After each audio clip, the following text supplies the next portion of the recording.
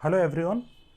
Last class में हमने जो सीएडी के बारे में बात की थी उससे नेक्स्ट अपन चलते हैं। तो उसके अंदर जो साइन सिम्टम हैं जो अपन को देखने को मिलेंगे सीएडी में, उसके बारे में बात करते हैं।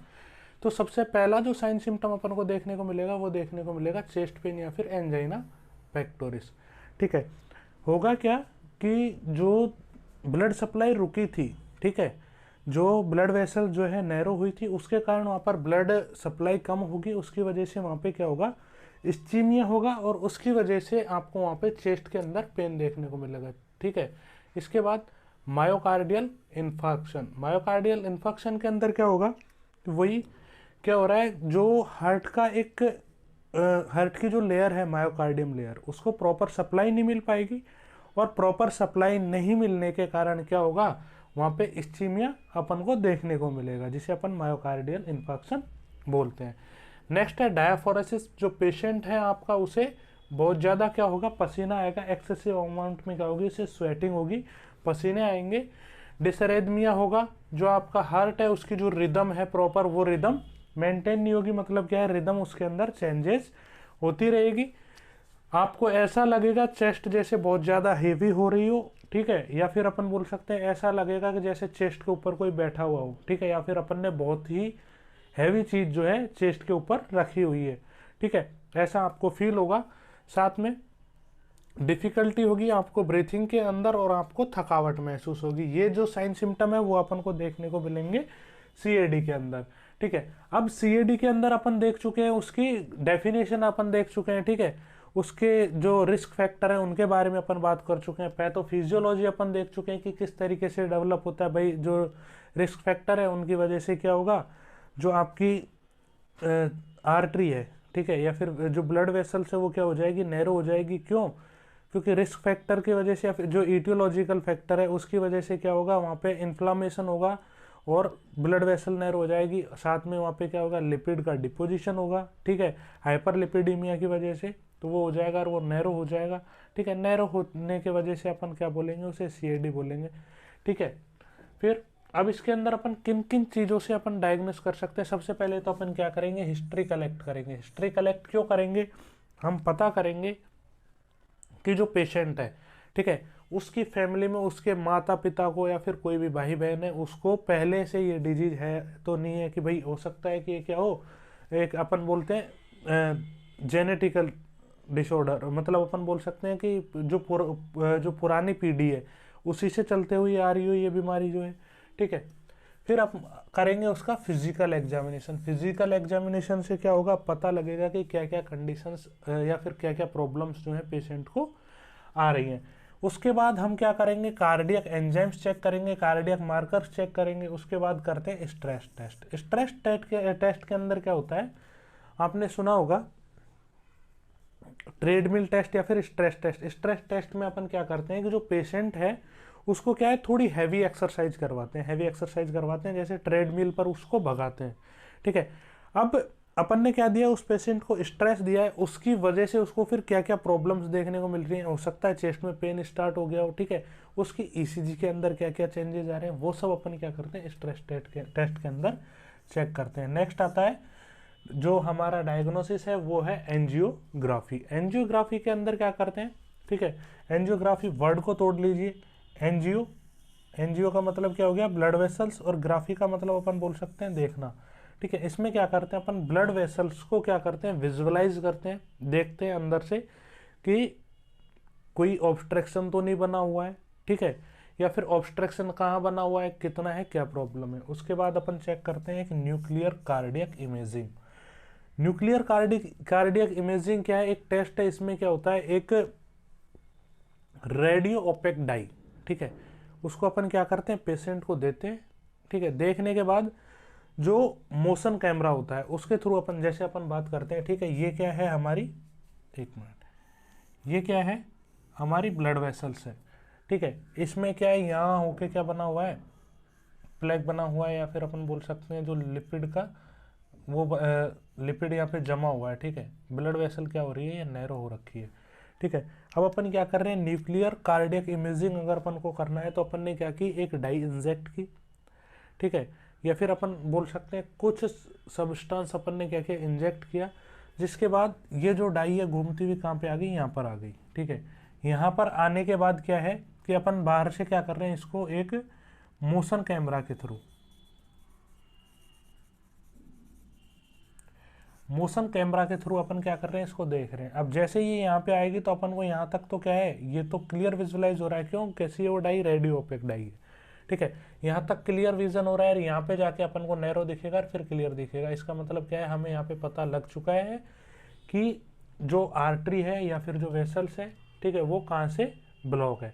ठीक है, अब ये तो क्या हो गया, आपके साइन सिम्टम हो गए। जैसे साइन सिम्टम बात कर लिया अपन ने, चेस्ट पेन हुआ था पेशेंट को, डायफोरेसिस हुआ था पेशेंट को, डिसरेथमिया हुआ था, मायोकार्डियल इन्फेक्शन हुआ था, ठीक है, और डिसिप्निया हुआ था, फटीग हुआ था, पेशेंट को क्या हो गई, जल्दी थकान होने लग गई थी। ठीक है, इसके बाद अपन ने यहाँ पे ये भी देख लिया कि कौन कौन से डायग्नोसिस अपन उसके कर रहे हैं। ठीक है, फिजिकल एग्जामिनेशन हो गया, फैमिली हिस्ट्री अपन ने ले ली, उसकी कार्डियक मार्कर से हम चेक करने लग गए। ठीक है, स्ट्रेस टेस्ट कर लिया। अब इसके बाद अपन क्या कर रहे हैं, सीएडी अगर किसी पेशेंट को हुआ है, ठीक है, तो सीएडी होने के बाद उसको कौन कौन से कॉम्प्लिकेशंस जो हैं वो होने के चांसेस हैं, या फिर कौन कौन से कॉम्प्लिकेशंस हैं जो उसे देखने को मिल रहे हैं।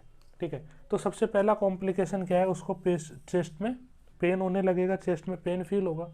ठीक है, हार्ट अटैक के चांसेस होंगे और हार्ट फेल्योर के चांस होंगे। ठीक है, हार्ट अटैक और हार्ट फेल्योर के चांसेस क्यों हो रहे हैं, क्योंकि क्या है, उसे हार्ट को जो मायोकार्डियम लेयर है उसको प्रॉपर ब्लड सप्लाई नहीं मिल रही। अगर कम टाइम तक नहीं मिल रही तो हार्ट अटैक के चांसेस हैं। ठीक है, और अगर लॉन्ग टाइम तक रह गए तो हार्ट क्या हो जाएगा, फेल हो जाएगा। हार्ट फेल्योर का मतलब क्या है, अपनी जो पंपिंग की कैपेसिटी है वो उसको खो देगा। ठीक है, और उसके बाद क्या है, हार्ट अपना काम करना बंद कर देगा। ठीक है, इसके बाद हम इसके मैनेजमेंट के बारे में पढ़ेंगे। ठीक है,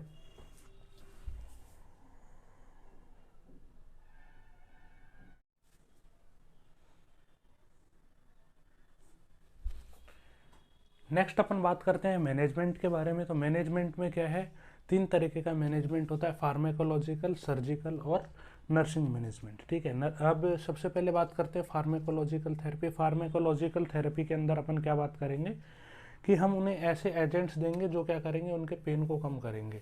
ठीक है, एंटी एंजाइनल मेडिसिन देंगे, जैसे नाइट्रोग्लिसरीन है, ठीक है, बीटा ब्लॉकर्स हैं, कैल्शियम चैनल ब्लॉकर्स हैं, वो सब हम इन्हें देंगे। ठीक है, नेक्स्ट आता है सर्जिकल इंटरवेंशन। सर्जिकल इंटरवेंशन मतलब ऐसी इंटरवेंशन जिनमें हम किसका यूज कर रहे हैं, सर्जरी का यूज कर रहे हैं। ठीक है, तो सबसे पहला आता है एंजियोप्लास्टी। ठीक है, एंजियोप्लास्टी क्या है कि एक ऐसा प्रोसीजर है जिसके अंदर क्या है कि अपन क्या करेंगे, जो क्लोज आर्टरी है, ठीक है, जो आर्टरी बंद हुई है, ठीक है, उसको ओपन किया जाता है। ये इमरजेंसी कंडीशन के अंदर किया जाता है। मतलब क्या करते हैं, जो ब्लड फ्लो है उसको रिस्टोर करने के लिए क्या करते हैं, जो आपकी ब्लड वेसल है जो ब्लॉक हुई थी उसको ओपन करने का काम किया जाता है।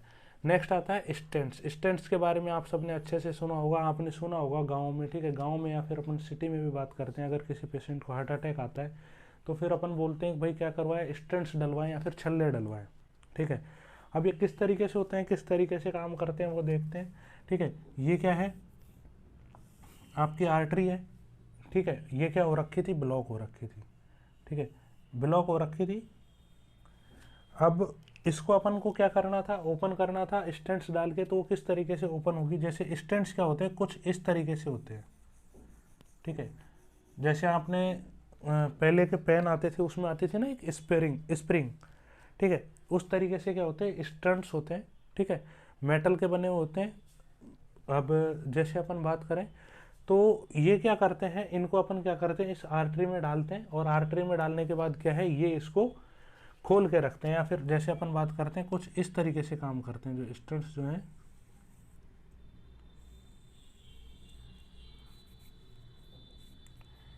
जैसे क्या किया, ये स्टेंट्स थे यहाँ पे अपन डाल चुके हैं, और ये जो ब्लॉक्ड पार्ट है, ठीक है, ये यहाँ से वो हो गया। और ये जो पोर्शन है, ये वाला जो पोर्शन है, ठीक है, ये क्या रह गया, ओपन रह गया। ठीक है, तो इसे बोलते हैं अपन के किसी पेशेंट के अंदर क्या है, छल्ले डले हुए हैं। तो इस तरीके से वो काम करते हैं। इस तरीके के जो स्टंट्स होते हैं, जो जिन्हें हम डालते हैं, जो हमारी ब्लड सप्लाई रुकी हुई होती है वो क्या हो जाती है, ओपन हो जाती है। नेक्स्ट आता है coronary artery bypass grafting. Coronary artery bypass grafting के अंदर क्या होता है वो भी अपन देखते हैं। ठीक है, जैसे नाम से पता चल रहा है कि कोरोनरी आर्टरी के अंदर अपन क्या कर रहे हैं, बाईपास ग्राफ्ट कर रहे हैं। ठीक है, बाईपास का मतलब जैसे आपने सुना होगा कि कोई रोड जा रहा है, ठीक है, वहाँ पे बहुत ज़्यादा ट्रैफिक था, जैसे ये क्या है, ये रोड जा रहा था, ठीक है, इसके अंदर यहाँ पे क्या था, बीच में मार्केट पड़ता था। अब ये मार्केट की भीड़ को बचाने के लिए क्या किया, एक सिटी के बाहर से होके क्या बना दिया, बाईपास बना दिया।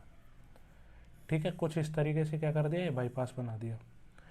ठीक है, तो ये क्या था, मार्केट में क्राउड ज़्यादा थी कम टाइम के लिए, या फिर अपन बोल सकते हैं इस क्राउड से बचने के लिए अपन ने क्या किया, एक बाईपास बना दिया। ठीक है, इसी तरीके से अपन क्या करते हैं, हार्ट में करते हैं कोरोनरी आर्टरी बाईपास ग्राफ्टिंग के अंदर। ठीक है, इसके अंदर अपन क्या करते हैं, जैसे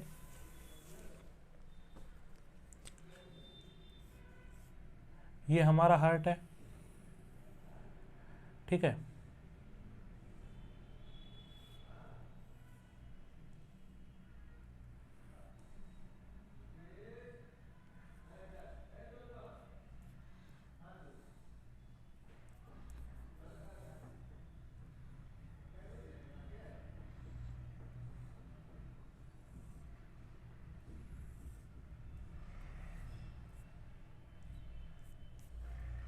ये क्या है, हमारा हार्ट। ठीक है, ये हमारा नॉर्मल हार्ट है, और इसमें से क्या है, यहाँ से क्या है, कोई ब्लड वेसल्स आ रही थी, जो कोरोनरी आर्टरी है वो आ रही थी, और ये क्या कर रही थी, अपनी ब्रांचेस से क्या कर रही थी, सप्लाई कर रही थी। ठीक है, इस तरीके से ये हमारे पूरे हार्ट को क्या कर रही थी, सप्लाई कर रही थी। अब ये जो कोरोनरी आर्टरी आ रही थी, ठीक है, इसके अंदर क्या आ गया, यहाँ पे आ गया ब्लॉकेज। ठीक है, अब यहाँ पे ब्लॉकेज आ गया तो ये जो यहाँ से जो ब्लड आ रहा है वो प्रॉपर यहाँ पर नहीं आ पाएगा। ठीक है, और यहाँ पे प्रॉपर सप्लाई नहीं हो पाएगी, प्रॉपर सप्लाई नहीं होगी तो एंजाइना होगा, मायोकार्डियल इन्फेक्शन होगा। ठीक है, अब अपन क्या करते हैं, बाईपास ग्राफ्टिंग के अंदर क्या करते हैं कि एक जो आर्टरी लेते हैं हमारी बॉडी से, ठीक है, आर्टरी निकालते हैं, लेते हैं, और यहाँ से लेते हैं, कहाँ से, एरोटा से डायरेक्ट उसे कनेक्ट करते हैं आगे वाले पार्ट पे। ठीक है, ये क्या कर दिया हमने, डायरेक्ट आगे वाला जो पार्ट था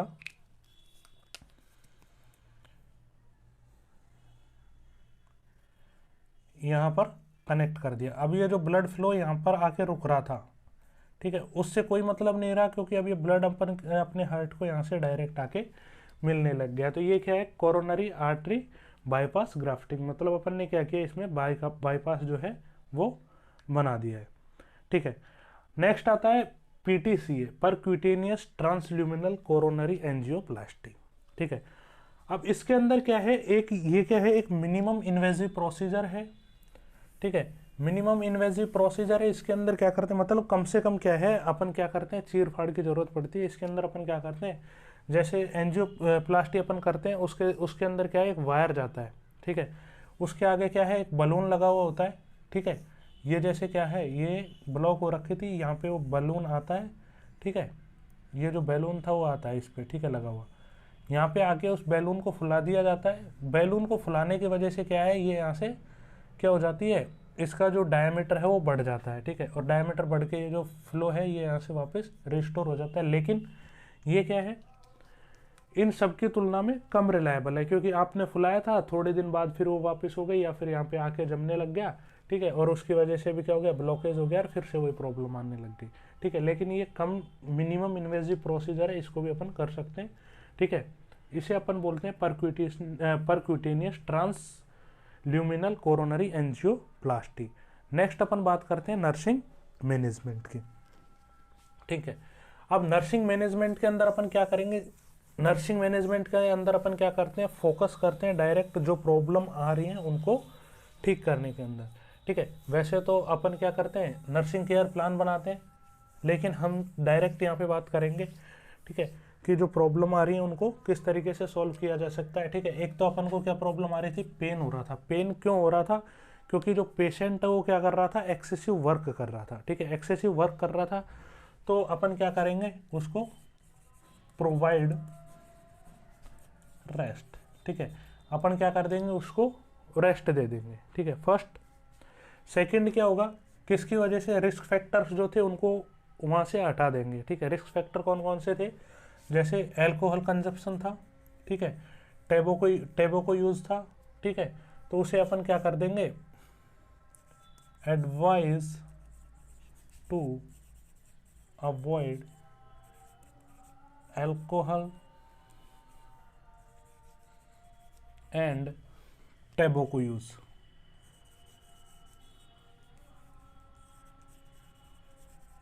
हम उसे एडवाइज कर देंगे कि आपको एल्कोहल और टेबोको जो है उसका यूज़ नहीं करना। दूसरा, हाइपरलिपिडीमिया हो रहा था। ठीक है, हाइपरलिपिडीमिया के अंदर अपन क्या करेंगे, उसको ये बोल देंगे भाई अवॉइड फैटी डाइट। ठीक है, डाइट को अपन क्या कर देंगे, रेस्ट्रिक्ट कर देंगे। उससे अपन बोल देंगे भाई अपन को क्या करना है, तेल घी कम खाना है, चिकना जो है वो कम खाना है। ठीक है, फिर उसे जो जो प्रॉब्लम आ रही थी, जैसे सांस लेने में प्रॉब्लम आ रही थी, तो उसके लिए हम क्या कर सकते हैं, उसको सेमी फाउलर पोजीशन जो है वो प्रोवाइड करवा देंगे। ठीक है, ज़्यादा प्रॉब्लम आ रही है तो ऑक्सीजन जो है वो करवा देंगे, लेकिन किसके कहने पे, डॉक्टर के कहने पे। ठीक है, और जो भी उसको प्रॉब्लम आ रही थी उनको ध्यान में रखते हुए हम क्या करेंगे, उनका नर्सिंग मैनेजमेंट कर देंगे। बाकी नर्सिंग मैनेजमेंट अपन क्या है, अभी एंजाइना पढ़ेंगे। ठीक है, एंजाइना के बाद मायोकार्डियल इन्फेक्शन पढ़ेंगे, उनका मैं एक साथ नर्सिंग मैनेजमेंट आपको लिखवाऊंगा, जिसके अंदर जो असेसमेंट, डायग्नोसिस, जो पांचों फेज हैं, ठीक है, उनका सेपरेटली करवा के अपन बात करेंगे। थैंक यू सो मच, मिलते हैं नेक्स्ट क्लास में।